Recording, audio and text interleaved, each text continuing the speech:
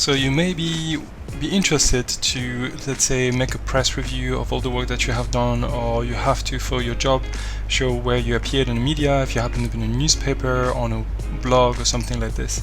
And so I want to show you how to do that with Notion in a very simple way, but most importantly in a way that's going to last over time.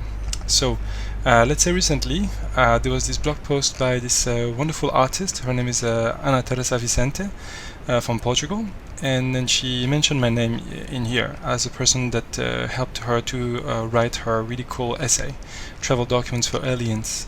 So for example, what I'll do is that you see, for example, this is a Facebook post, right? So it's not like an official media post. It's not let's say that important on the, it's not like a major newspaper, but this is the source. This is how I heard about it.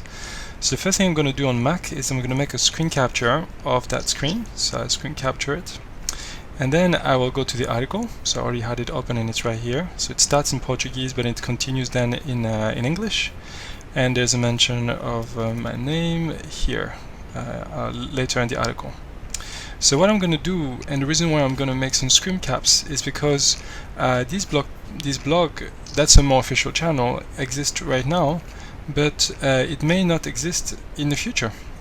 And so if I don't make an archive of it, then it might as well have never existed.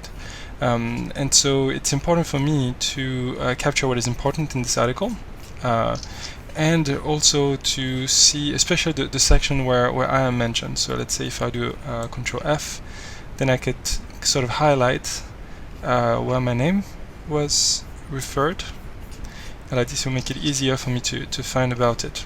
Okay, so once I have this done, I'm going to copy and paste the link to the article, and I'm going to go to my Flickr. So on Flickr, I like to use pictures of archive of pages that are featuring me or my work or my company, and I like to drop them here. And so then what I do is then I would mention the source. I would mention the name of the person who shared it, who shared this article. So shared by this person, Ana Teresa Vicente. And then what I like to do as well is I like to copy paste the entire text in my Flickr link.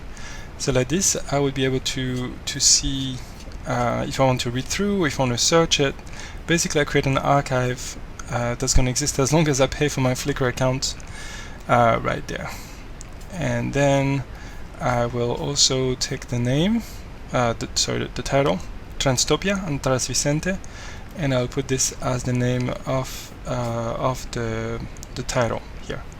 Don't forget to also add tags. For example, I would add always the tag media, press, website, the word mention, for example, if you wanna find it easily, the name of my company, her topic, which is biohacking, right there, and then I will add it as well to a media folder. So this is also very, very important. I think called press. Yeah, press. Save it. And so here now I have an archive of this article. I have both the content, I have the link to the original, if it still exists in the future, and I can upload it. So as it uploads, I can give you a glimpse. So this is going to take a few seconds. Maybe I stay here so it's not strange.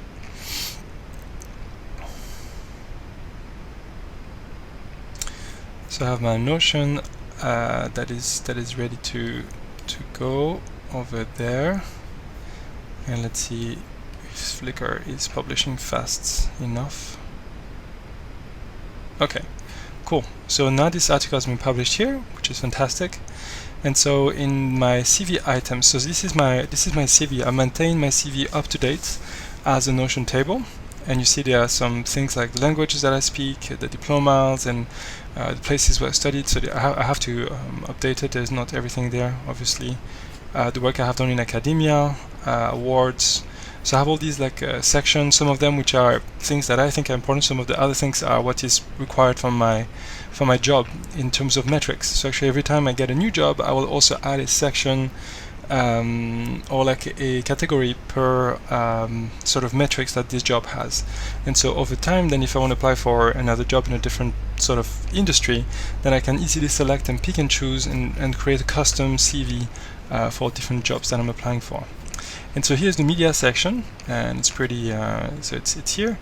And so here, for instance, then what I would do is I have, so here I think it should be the item, or maybe I should also rename like title.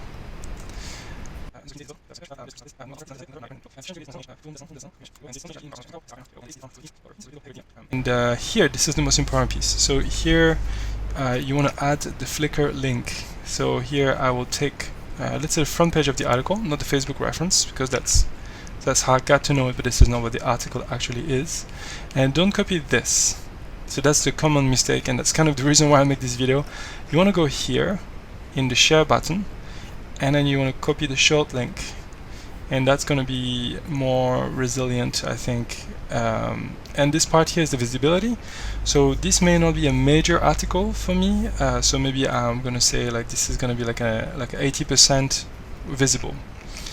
And then I think as well I would have to have like author. In the case I'm the subject or the author. So here I'm going to say I'm the subject of the article, not the author. So that would also help me in the future to sort the content. And here, if I want to add the actual articles, if I ever want to forward it, because I have them, might as well drop them right there. Another thing you really want to do as well, and that's super efficient to archive material, keeping as much information as you can, is to export a PDF. So you basically go Apple P in the case of Macintosh, and like this you'll be able to see the preview the PDF. And what is really nice is that you also have the dates from which you have archived it, the name of the author, a bunch of other metadata, pagination, so that's very, very useful. So you can save the PDF. Let's say I'd save it on my desktop. Here we go, save on my desktop.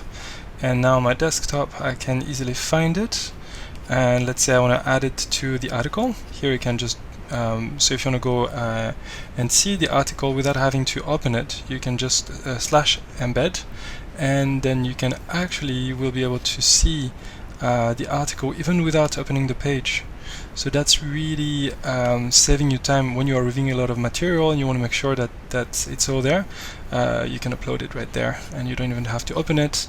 And you can also download the PDF if you want to from that source. And there you go.